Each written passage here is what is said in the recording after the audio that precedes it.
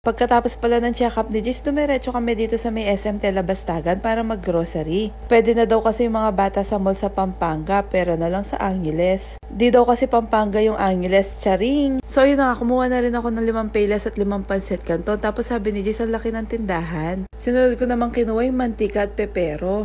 Puro pang merienda yung mga kinukuha ko. Paano kasi ang hilig namin magmerienda ni Jace, minsan nga gabi na nagmimerienda pa kami. Na-try nyo na ba tong cream o premium? Sobrang sarap niyan. Lagi ako naghahanap ng ganyan, buti na lang meron dito. Tapos sinunod ko naman yung mga delata, kumuha ko ng century tuna, corn beef, tapos itong tausi. Ang sarap nito. Di mawawala yung saba na mackerel sa amin. Pasensya na, ang gulo, kasama ko kasi si Jace. Try ko pala tong vinegar na to. Tapos kumuha na rin ako ng super bawang. Tinuturo ni Jace to, gusto niya sigurong laruin. Ito pala yung ginagamit kong butter. Tapos kumuha na rin ako ng Yakult. Dinamihan ko na. Sumunod naman ako dito sa mga kape. May pa Starbucks pa ako. Pare-pareho lang naman yung lasa. Akala ko sa Yellow Cab lang merong ganitong sola. Meron din pala dito. Sinunod ko naman yung mga Minute Maid. Tapos sinuturo na naman ni Jace to. Gusto kasi niya to kaya binuksan ko na. Kumuha na rin ako ng Dutch Milk Nutribus. Naalala ko maglalaba pala ako bukas kaya kumuha na ako ng Sunrocks, Baygon at saka Ariel.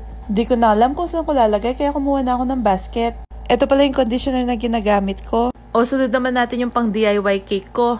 Kumuha na ako ng Nutella, macadamia, Snickers at saka KitKat, social. Syempre ba na ako, kumuha na rin ako nito. Tapos dinagdagan ko na din ng curly tops. Itong si Jace naman, nanonood na lang mga tinuturo. Naguguluhan yata siya sa sobrang laki ng tindahan. May nag-request pala, panty reveal daw, este pantry. Ito na lang yung re-reveal ko, yung maliit naming ref. So ayun na nga mga mare, medyo nakakaluwag kami ngayon kaya nakapag-grocery ako. Kaya inayos ko na din. Madalas kasi kapag ganito yung mga content ko, wala naman masyadong nanonood. Kaya di ko na lang masyadong ayusin yung pag-aayos ko. Ano daw? Alam nyo ba dati nung wala pa si Jace, puro laman lang nito, tubig, tubig, tubig. Walang katapusang tubig.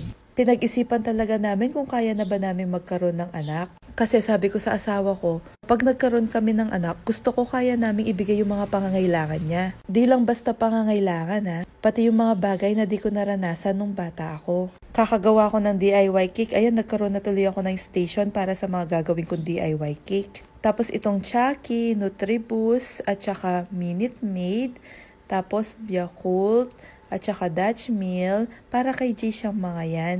Tapos ito yung pinaka-importante, yung pang-almusal namin. Maliit lang yung ref namin pero ang importante may laman at malinis at organized. Link on my bio pala para sa mga pang-organize na nabili ko sa Shopee. Thank you! Pag pala tumatanda na tayo, tanging isang kaligayahan na lang natin ang pagbili ng mga gamit sa bahay.